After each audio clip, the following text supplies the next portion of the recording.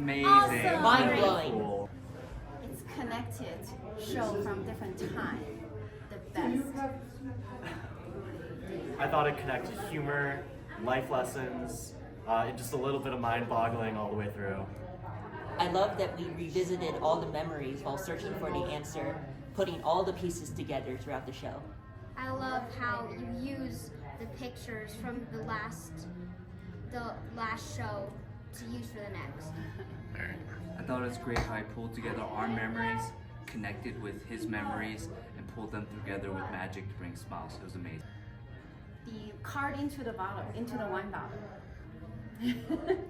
The answer. Also the answer.